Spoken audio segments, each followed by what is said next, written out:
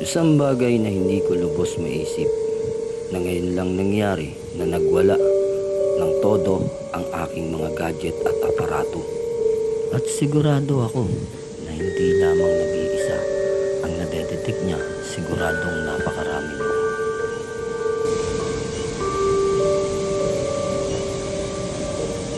Kanina pa umiilaw yung ating aparato. Talagang kaliwat kanan ng nagpaparamdam. So kanina pa yan. So bandang kanan.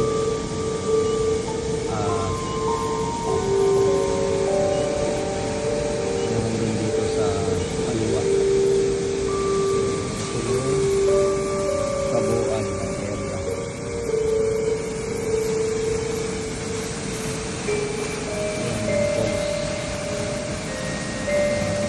Paliguan nila. Talagang positive na meron talaga dito. At kasalukuyang nire-review ko nga ang mga gadget ng biglang. So mga idol sa banda rito, meron nakita yung mga kasama ko. Nagsisiksika na nga sila rito eh. Kanina pa habang ayun. Merong naka-white dito kanina na napansin nila. So nakapokus kasi kami doon sa kinakausap namin. Magulo at hindi nakikipag-communicate ng maayos. So ayan, panay pa rin ang ilaw na green at red. So panay ang kumbaga parang ang ating aparato ay talagang sobrang naliligalig na sila ng sobra. Yung maaaring masasabi natin dito, dahil ayaw nila makipag-usap, hindi lang isa ang naririto.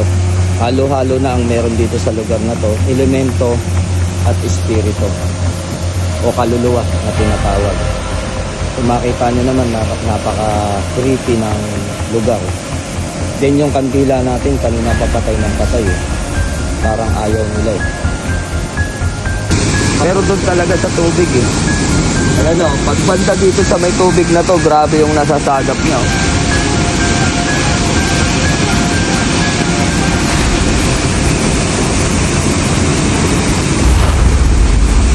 Yun, isang pagpapatunay lang na itong lugar na to mismo ay nagiging critical tong lugar na to dahil sa maraming mga nalulunod dito, lalo na yung mga tumatalon doon sa tinatawag namin na tore. Ang tatalon doon, hindi naman gaanong marunong lumangoy. Minsan napakalakas ng tubig dito at napakalalim yan. Ang tawag dito ay 15 feet. So siya ay 15 feet at may usap-usapan din dito na ang pinakailalim yan kapag sinisisid ay meron siyang butas na maliit. Kasya lang ang tao at doon matatagpuan yung tinatawag na gintong lamesa. So matagal na yun gustong kunin dito. May mga iba't ibang nag-treasure na rito na gustong makuha yun. Hanggang sa ngayon hindi pa rin makuha. At sinasabi nila na may nagbabantay. At yun daw mga nalulunod dito, yun daw yung mga tinatawag na alay tuwing taon-taon sa mga dumadayo rito. Lalo na pag panahon ng per month. So yun, natutukoy ko siguro. Kaya yung mga aparato natin nagwawala. Ayan, kanina pa green, red, green, red. So parang naging siya eh. Naging stoplight na siya. So sa bahay naman, tinesting natin yan sa mga clear na area. Hindi naman siya ganyang ka-wide yung kanyang ilaw. Maging ito isang aparato lang ang hindi nila pinapagalaw, hindi nila nilalapitan.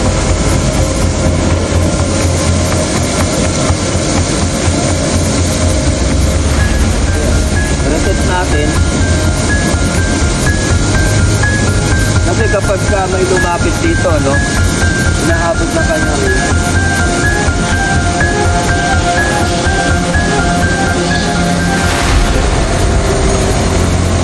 Malabitik siya.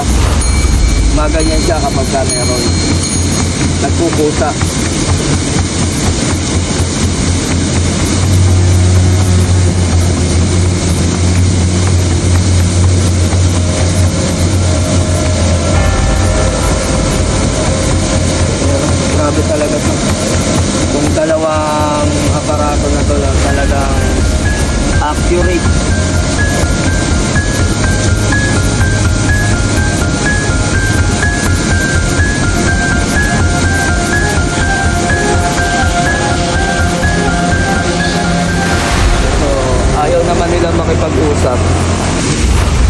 malinaw.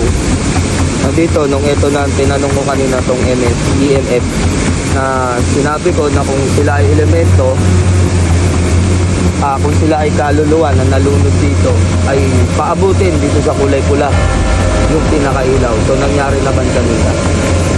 Walang kinalaman to sa kamay o movement ng tao, mga lods. Sa movement at kamay ng tao, hindi nyo siya mapapagalaw basta-basta. Ano, kahit gumalaw ako ng gumalaw, hindi yan. Pero na lang kung mayroon siyang negative energy na nagputala. So kanina, nakita naman natin, nagwawala siya. Ayan, medyo klaro na yung lugar. Nag-agisa na siguro.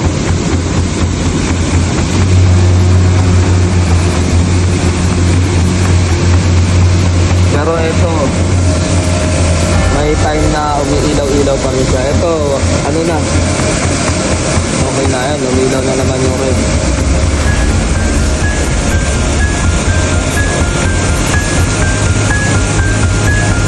So itong lugar na to ay napakadelikado, lalo na dun sa mga dayon sa hindi marunong lumangon. Kasi kagaya nga sinabi namin na madalas dito merong kinukuha. So parang hinahawakan na yata nila to. Grabe. Yan, nandyan.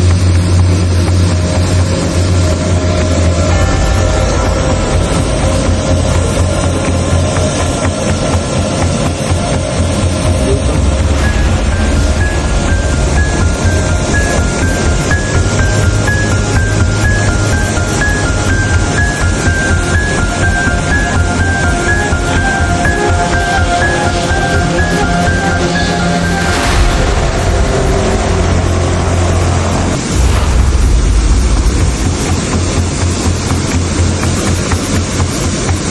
Dito lang sa paligid. Pagdating dito, klarong-klaro na.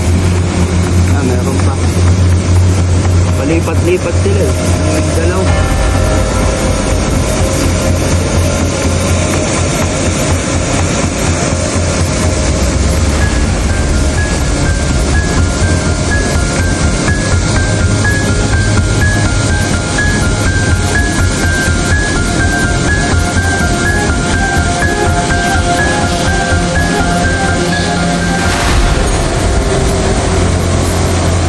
Sumunod.